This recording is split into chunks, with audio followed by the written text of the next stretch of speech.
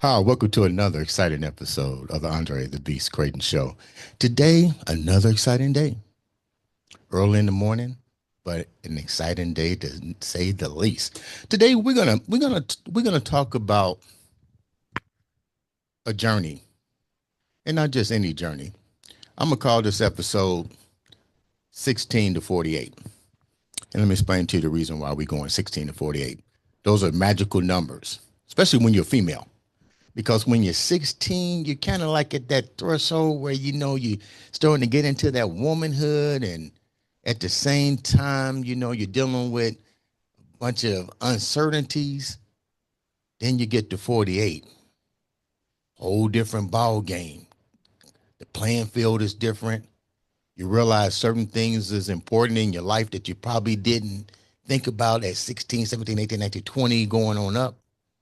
But today, if you've been following her on social media, this young lady's been doing all kind of things in the fitness industry, and her life's journey is embedded in her social media. I'm gonna let her come on and tell her story from 16 to 40 and how these magical numbers played a key role in who she is today. I'd like to welcome all the way from Delaware, Frankfort, Delaware. Let me get that right. The one, the only, the world-class athlete herself, Molly McKennedy. Welcome to the show, Molly. Thanks so much. Oh my gosh. Crazy to hear you introduce me that way.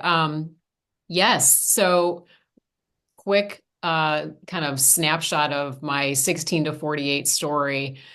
So I am very much involved in fitness, and what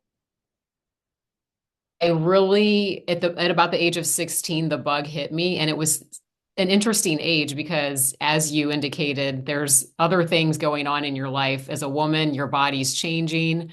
Right. Your friends are doing this, they're doing that. You're into boys and, partying and things like that. And I definitely did a little bit of that, but something struck me right at that age. And I remember I was getting ready to try out for the track and field team, and it just came over me. And at that time in my life too, women like Corey Everson, Gail Devers. So Gail Devers was a phenomenal track athlete.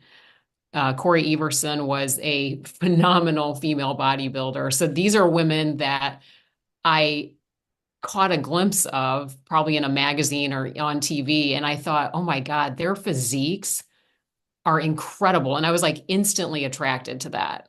Mm-hmm.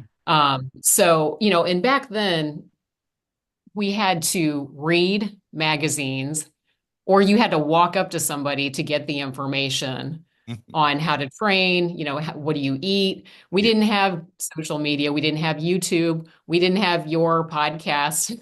So, getting information then was like, more challenging. So I read everything I could. I got my hands on all the books I could, all the, muscle and fitness magazines and things like that. So I could find out, what does it take to look like that? Mm-hmm. And that's really where the journey began, the seed was planted. And I will say Linda Hamilton from the Terminator 2, for those of you who have seen that, she was also an inspiration. I think when she did those chin-ups. Yeah. I think Linda Hamilton opened the doors for a lot of females, even Corey Everson, who I had the pleasure of not only seeing on stage as a professional bodybuilder, but had numerous encounters with her as well, and Gail Devers, because I was an Olympic candidate in 1984. But when at 16 years old, you decided to actually venture into track and field, did the whole objective change? Because you're still in high school. So did the ideal of seeing these women, did it just make you not want to do track and field, or did you incorporate their ideas into your regimen at 16? Good question. So track and field had been a part of my life since I was about 12, because even in middle school, I was athletic, doing that, and also cheerleading. So those were my two primary sports. But seeing those women and their physiques, like their shoulders and their leg muscles, it just made me realize that there's something I can do that's beyond what I'm doing right now. Like I always looked pretty fit. I've always had nice natural tone, good genetics, but how can I maximize that and take it to the next level? And so from there to, about the age of, I would say 19 is where I started dabbling with weight training in conjunction with the sports I was involved in. You mentioned something that we'll get into as the show goes on. And it's a word that I don't hear often. And as a former world class trainer, I've always told people the key to developing a great body, if you don't have it, always starts with the genetic blueprint that you have. With that being said, was your family genetically athletic as well? I believe my father probably was. He probably could have gone on and done very well in baseball, but he made some choices in his life that kind of took him in another direction. So I don't really know, to be honest with you. Okay. So when you decided to incorporate all of these new training techniques into such a young, tender age, what began to happen? Usually, I tell people, usually when you start to see transformation, especially as it relates to weight training, it's like almost like a euphoria addiction. You got to see how much more you can get from it. Did this happen to you? Well, so what happened with me is I got really lean because I was training a lot and because I was young and not knowledgeable like I am now about food and nutrition. Mhm. I got really lean, like I would say almost scary, skinny, lean, but toned. And so then I realized, okay, if I want to, how do you maximize putting muscle on your frame? Like, I don't just want to be skinny toned. I want to like maximize, what I can do here. Cause like you said, the genetics, like I know I have some genetics here. So what can we do? So that's when I really started to get excited about nutrition. And, food used to be the enemy. Like that's a little part of my story too. Like I think a lot of women struggle with food and, intake and how much should we eat. And, it's like we're always trying to not eat and like restrict. And what happened with me is I realized it's not restriction. It's how can I fuel myself? How can I feed my body in a way that is going to serve me and, keep my metabolism going and allow me to have that physique that I want. And it's through reading and talking to people who were doing those things that I learned. That was a journey. The whole nutrition thing was a journey for me. I was getting ready to ask, give the viewers about a time span because you just didn't come out and jump in the gym and start understanding nutrition because you said something that was very important. During this particular era, the only information you had was through word of mouth or knowing somebody that was in that field or a magazine. And at that time, a lot of the magazines that were out were, I guess, have to be realistic. They were drug-induced magazines from dudes or individuals that were using anabolic enhancements because that was during the time I was competing. And like yourself, the information wasn't there. I probably read every Arnold Schwarzenegger encyclopedia and everything. It wasn't until I went back to school and studied endocrinology and the importance of nutrition because mine was kind of like yours. I was actually catabolic. I wasn't able to pack on muscle, but I was very much conditioned. I don't even want to say conditioned because now that I look back on it, you might be skinny healthy, but you really wasn't healthy because there wasn't the proper nutrition regimen that was poured into my training. You probably had the same thing. So the question is to you, how long did that take when you realized that you really need to understand nutrition to develop the impact of muscle that you're trying to get? Wow. That is a good question. I feel like, okay, for probably 3 years, I had to retrain my brain because, okay, again, we're talking, this is the 90s. Yeah. All the information you're getting is from magazines. And at that point, everything was high carb, low fat. And nobody was talking about protein that I read about. So that just wasn't even a thing. So yeah, my nutrition then was just not good. I wasn't fueling myself. I wasn't eating vitamins and minerals through lots of vegetables. I wasn't getting the protein. So it's really, I think that was probably about a 3 year span. So where does that put me? Like 21, 22. Yeah. And then now I'm getting ready to have my first baby. And I will say that becoming a mother really had me take a look at nutrition because now I'm feeding a family. So then I had to dive even further into nutrition at that point. So I would say all through my 20s, it was kind of like me evolving my nutrition understanding. Mm. It wasn't like all of a sudden at age 22, oh, I got it. Now I understand. I mean, and new information is always coming out too. Yeah. And so we're always sort of learning. But I do feel like, the past decade, I am 48 now, the past decade, like I've had it figured out. I understand what I need to do now, but it was definitely an evolution. When you mentioned were there ever any stumbling moments through this journey? Because you mentioned all of a sudden now you have a family. I don't believe you was competing or anything before your family, correct? You wasn't doing competitions or being a world-class athlete at this time, correct? Well, so I actually uh, was a world-class athlete before I started my family. So in 1997, um, I went and competed in Guernica, Spain for the World Championship duathlon, which is a run, bike, run event. So I was a multi-sport athlete Mhm.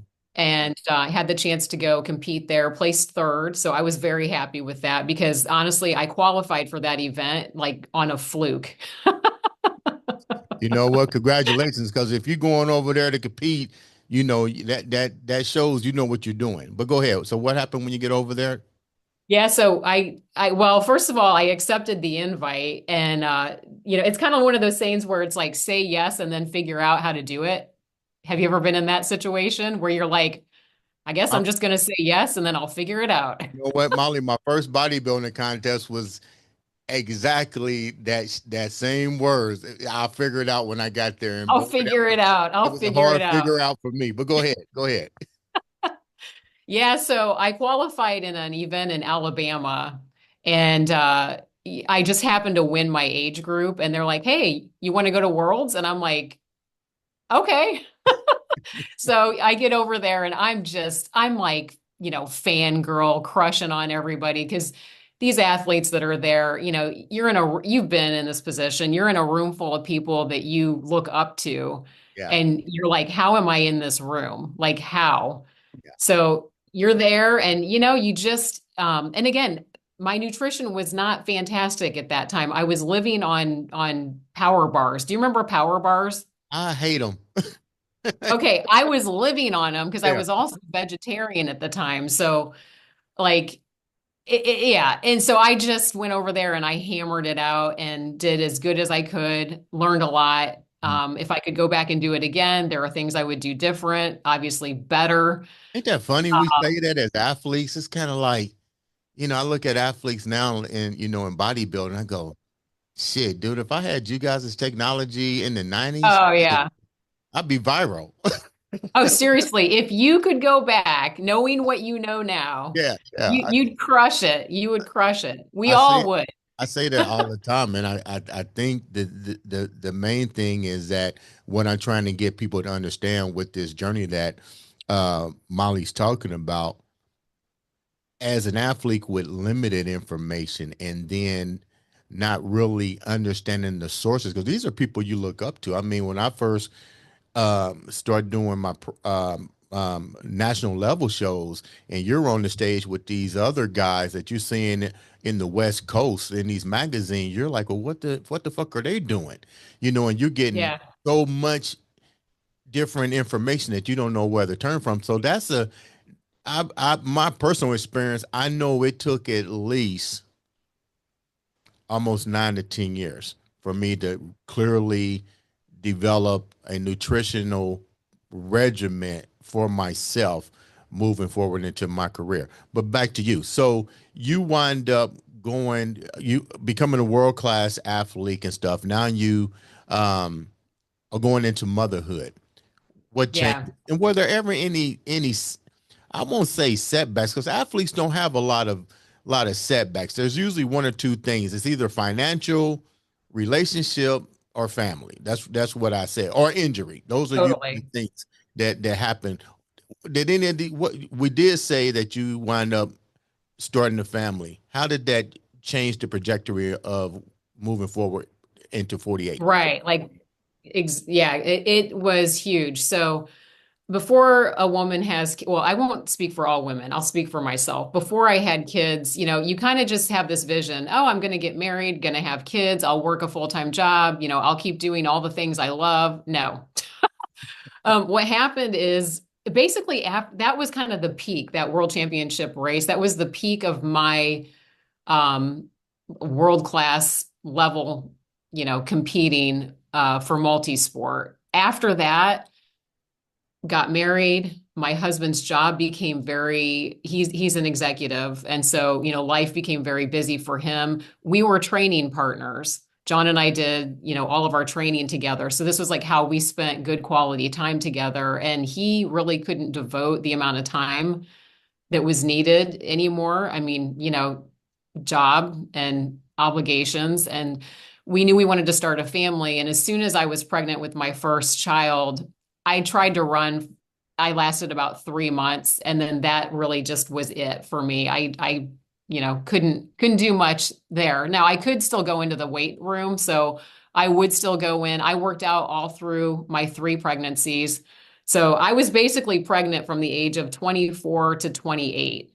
We had 3 kids in 4 years. So that Did was you an just obstacle did for you me. just did you just really settle into the role and said, you know what, I had my journey down the athletic thing. Now I'm going to really devote trying to be a mom.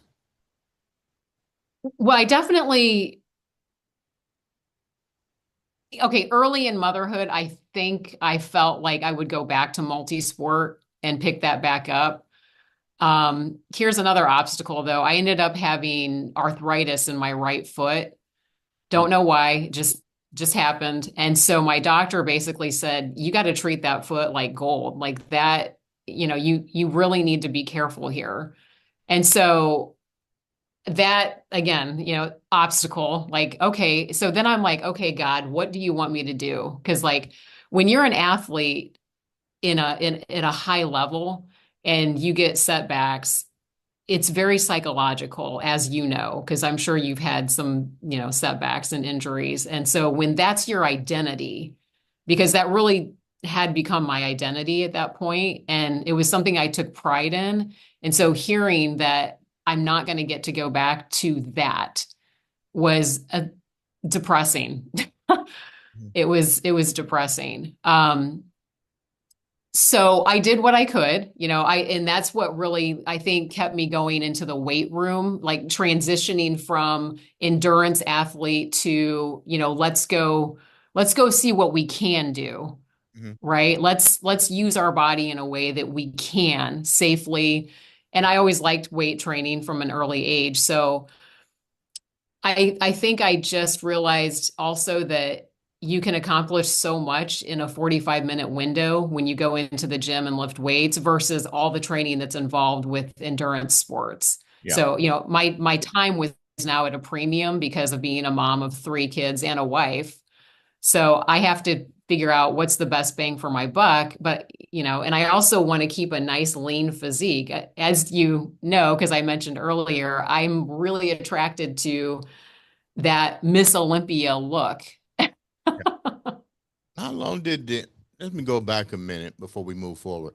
How long did the depression set in? I don't really think I went through the depression parts. I did what you did because after the Olympic trials and I got hurt, it was physical therapy that led opened another door for bodybuilding. Then I had to master that, which didn't take long. And once I turned pro, I kind of through my journey before I turned pro, I basically uh, uh, um, navigated my own career. So when it was time to when the injury set in and so forth, I kind of left on my own terms. So I never looked back and said, wow, you know what? But I left out on top. I'm still ranked, I think, 187th in the world, but I left on my own terms. So I didn't go through that stage of depression. I think with most athletes, when they leave not on their terms, that becomes a state of depression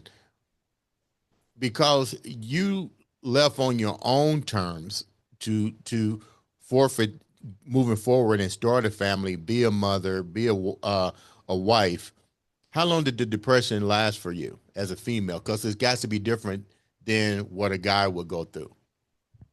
Yeah, and I say depression, and I don't want to.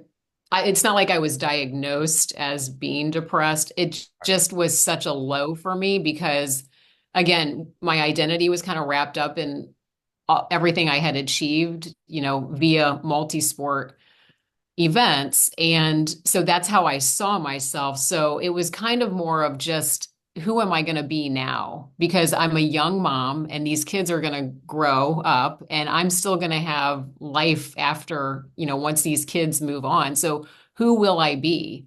Mhm. What will I do? So there was like a period of time of just coming to terms with the fact that that's not going to be who I am anymore. And as you just said, let's open up other doors. Let's keep our eyes open and see, what else is out there. And like I indicated earlier, all through my kids growing up, I stayed in shape, I worked out, exercised, ate well, because I knew when the time was right, I was hungry to go do something in this sphere. I just didn't know what it was going to be. How close, So then, not to cut you off, how close was your husband in this? Now, you mentioned he was your training partner. And even though he's an executive, when you was going through this, what was his advice to you? um, he's always been great about, supporting whatever I want to do. And I, I, I think he just, I don't know. I mean, have you raised kids? Have you Yes, I have. been I like, have. okay, Yeah, okay. yeah. Because, there was, I call my 30s kind of like the lost decade because it was literally like I'm raising the kids, John's raising the kids, he's working, we're just trying to survive. We're trying to keep everything together and, get the kids where they need to be. So, I it's not like I, went to him and just said, hey, what am I going to do with myself? I mean, we were just trying to survive every day and, have a happy family. That's what the priority was. Mm. Um, I will say this, he did buy me a treadmill Was that because was he that a, probably was got that a tired of silent sign? he bought me a treadmill and I'm telling you, it was one of the best gifts he could have gotten me because when you have babies at home, Yeah. like I had a baby, I had a toddler, I couldn't leave the house ever because somebody always needed a diaper changed or to be fed or something. So I would get up at 6 in the morning when the kids were still asleep and use my treadmill. And it was like the greatest thing ever, Is just to that carve out. really what you said when he bought the treadmill in the house, or did you go, John, are you trying to tell me something? No, I think he knew this woman needs to spend some time like Right, expending energy and like, doing something for herself. And right. so I'll say the greatest thing, as a husband he's done for me is understanding me and, what I need. So how do you move? What changed before we get ready to wrap up? 16 to 48. Now you're 48 years old. My hat's off to you. You look great. I follow you on social media. You're doing some extraordinary things. I noticed a little bit with your training. It's not as long, it's not as intense, but it's functional. And let me explain to the viewers what I mean by that. When you're young, you feel like the more you do, the better your results are going to be. With education, you realize it's not the matter of time you spend in the gym, but the quality. What are you doing in there? I can go in the gym and get a 30-minute workout with nothing and combine both strength training and cardio at the same time, called anaerobic conditioning. I noticed that some of your videos is somewhat the same concept. What's the difference between the 16-year-old, the mom, the new athlete, and now the woman of 48? Dang, I can't believe I said that like that. So what's the difference? Well, the difference is, as an athlete, maturity is a huge thing. You learn so much. Right. And so, and everyone has to figure out, what's best for them too. I mean, there's, things that work for some people that don't work for everyone. I think when I was younger, it was a badge of honor to say you worked out for 2 hours. It was, and especially in multi-sport, like, the training is ridiculous. Yeah. Now it's a badge of honor to say, I don't have to spend that much time in the gym to have a good physique or to have a physique I'm happy with. If you do these fundamental things Right. consistently, and even going in when you just don't feel like it, and again, consistency. So if you do these fundamental things, there are fundamental things you need to be doing. And if you're doing those in conjunction with the proper nutrition, then, it actually, it's given me freedom from the gym. I like to get in there, spend my 45 minutes and get out. I don't want to hang out at the gym. Right. I want to go there, do my thing, check that box. I did something for myself and move on and go enjoy the rest of what's out there in the world. What have you noticed differently from the 16-year-old, the mom going in the gym, the environment itself? When I got kicked out of every gym. Why? They said I was too intimidating because my warm-ups were Really? 100-pound dumbbells. You know, so me and my buddies, man, we would go in the gym. My workout crew, we come in there and we asking for 100-pound dumbbells. If you don't have 100-pound and up, we're not even going in your gym. So Okay. I remember getting kicked out of Bally's and the Jewish Community Center. Till finally, I was just like, okay, I'm just going to open up my own gym. But when I went back to revisit the gym when I moved to Tampa, it was a shock to me the way people train. It became more of a social club, a selfie, just take pictures type environment, more so than going in there like you saying it's 45 minutes grind or an hour and get the hell and out. But what have you seen change between your 16 to now in the gym? What have I seen change? Um, I mean, in the gym environment, Yeah. it's I'm so happy to say that there are so many more women now picking up dumbbells. Okay. I was an anomaly back then. Again, mid to late 90s, just not a lot of women in there at all. Um, what have I seen change? Well, there's a lot of other opportunities at gyms. There's a lot of other options. You don't have to lift weights. You don't have to just do cardio. Most gyms have other things you can do, which I think is great because that allows people to find something they like Mhm. and, get into the club, meet people that also like the same thing. So group fitness classes and things like that. Here's the interesting thing about me, I will say, is again, the fundamentals from when Arnold was in the gym to now, the fundamentals haven't changed. And so if you go in and you're doing the four major lifts like military press, chest press, squat, deadlift, and then, if that kind of comprises your plan and you're doing that consistently and then branching off and hitting those other muscles too, but the fundamentals are there. Like the human body hasn't changed. Mhm. We're still the same human body. We still can respond to the good old fashioned way of training. And so you've got all these fancy things, and again, it's good because it's more options for other people who maybe don't like to lift weights, but what worked then works now. And you know that. What is your take on the women that we see all over social media now that look like there's no way in God's green earth they can build that amount of muscle mass? So I guess what I'm talking about is the anabolic crave with women that are now taking as much testosterone to acquire a high degree of body mass. You're proportionally you're symmetrical for your size, but what do you think when you see the increasing number of women that have basically said forsake the nutritional aspect, but to combine the nutrition with the anabolic enhancements to help and develop this overall muscle mass? It's almost like an epidemic on social media now.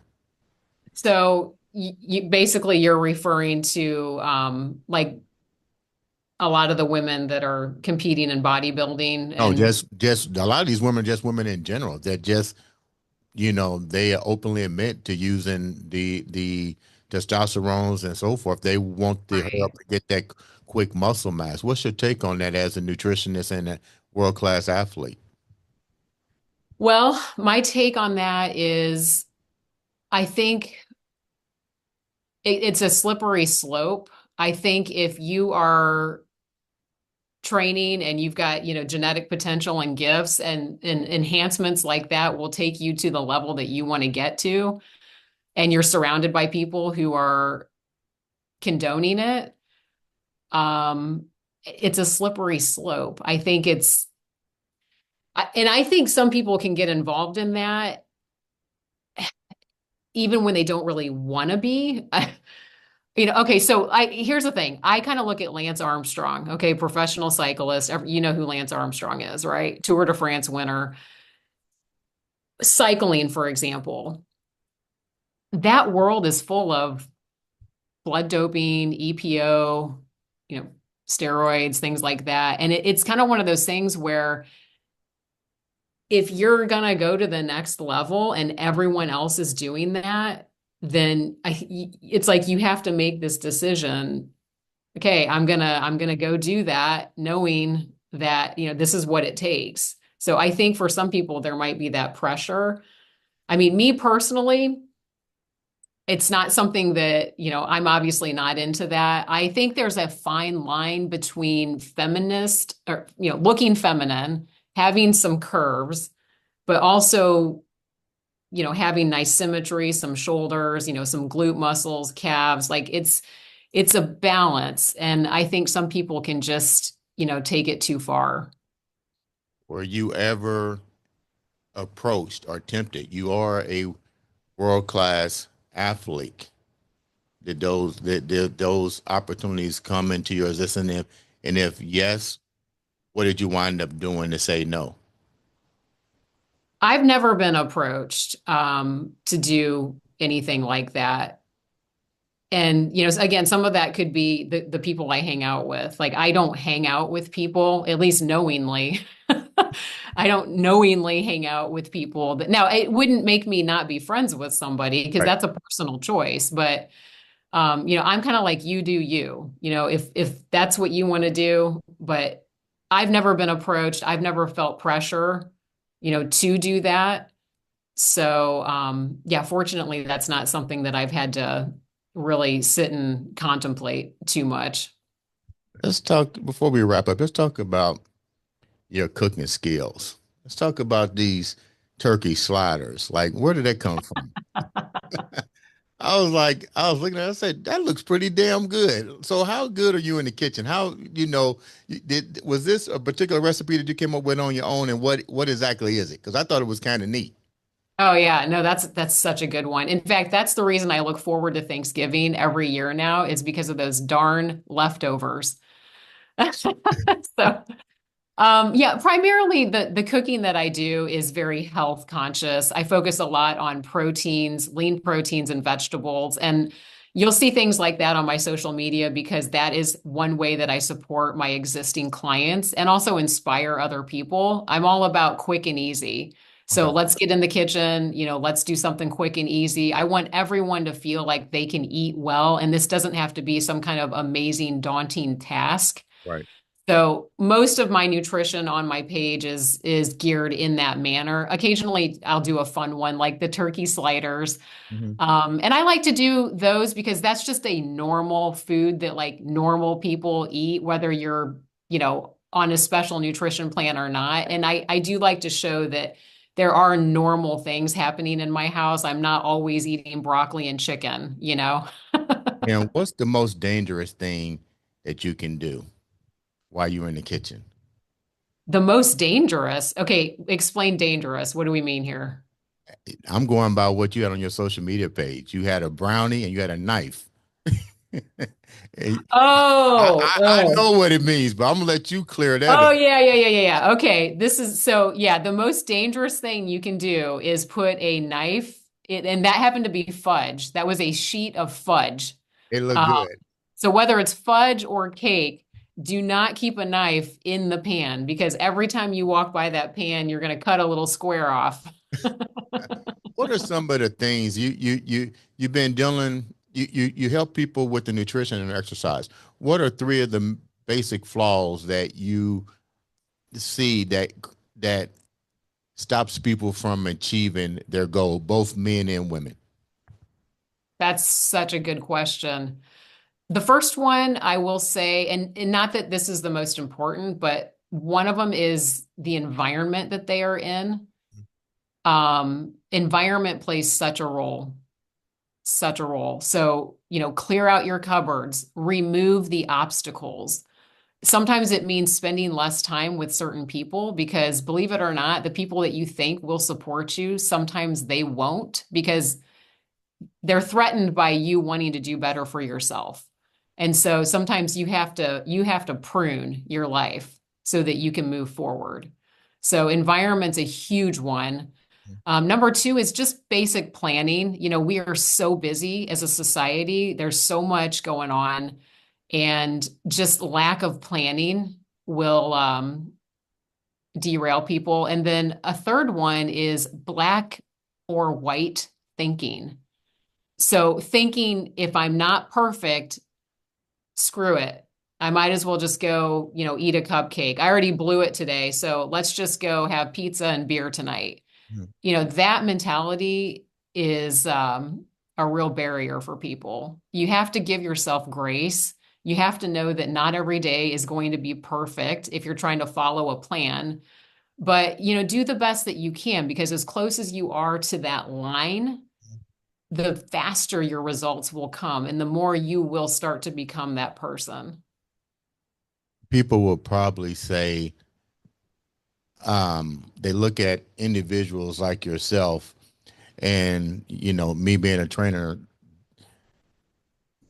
we have to lead by example, but you do make mistakes as well. You are human, correct? Correct. And if so, what are some of the mistakes that you made? Because you're telling the audience and you tell your clients, don't do this, don't do this, don't be black and white. But you have those black and white moments yourself at times. What are some of the times that you've had those moments? Yeah, absolutely. Things that I do that I'm always working on myself because I'm definitely not a robot. There are things I do well, there are things I need help with. Time management, I could definitely work on that. Getting myself to bed on time, that nighttime routine. These are things that feed into a healthy lifestyle and will help, people achieve the goals that they want. You've got to rest, you've got to manage your time, you've got to set parameters, you have to say no to people. Um, But you know, the nutrition and the training part, I would say I am John calls me a robot on that because that I don't worry about that. That part for me is Solid. it's solid. It's solid. And I don't mean that in a way of like I never have a piece of cake. That's not what I'm saying. I mean I've mastered that part of my wellness journey. Like I know how to eat, I know how to train. These are things I'm very good at. But the other things like the sleeping, the managing Right. time, the setting boundaries and parameters for yourself. And like I said, that's all part of this picture for people. Mm. Before we wrap up, how can the viewers reach out to you and follow your journey? Thank you so much for asking that. So, best way right now, and I am working on a website, but the best way is to go to my Instagram page at Molly McKennedy, and you can send me a private message, send me a DM. I do check my DMs every day, and I get a lot of them. So part of my time, on my work is checking my DMs to see who's reaching out. So that's great. And then also emailing me mollymckennedy@gmail.com. That works too. Leave the viewers with what keeps you in that beast mindset. And first of all, let me go back and say thank you for taking the time to come on and share such a beautiful story. I encourage the audience to make sure you reach out to her. She's good at what she does. You don't have to be intimidated by getting in the gym, and you sure don't have to be intimidated by understanding proper nutrition and mental wellness. It's all rolled up into the same package. Leave the viewers with what keeps you in that beast mindset, Molly. I think it's an identity at this point. It's who I am. I've done this for so long now, navigated obstacles, pregnancies, relationships, moving. We've moved a lot. And it's this lifestyle, I feel good. That's the thing, is when you feel good, you want to do it more. And so that's just what keeps me going. And I love inspiring people. I love to, if you go on my Instagram, you'll see there's like some flexing pictures, there's little video clips of, workouts I do in the gym. I love creating content, inspiring people because I want people to know that you don't have to feel stuck. You don't have to feel lousy in your 40s. Us ladies, we can feel good. We can have a metabolism. Like it's all possible if you know what to do. So I just want to be that little tiny bright light for that woman that's sitting in her house crying herself to sleep at night because she feels like, she's doomed and her body has betrayed her and she's got no metabolism. Molly, once again, thank you so much. Make sure you guys like, subscribe, and follow Molly on all social media platforms. Ladies and gentlemen, this has been another exciting episode of the Andre the Beast Crayton show.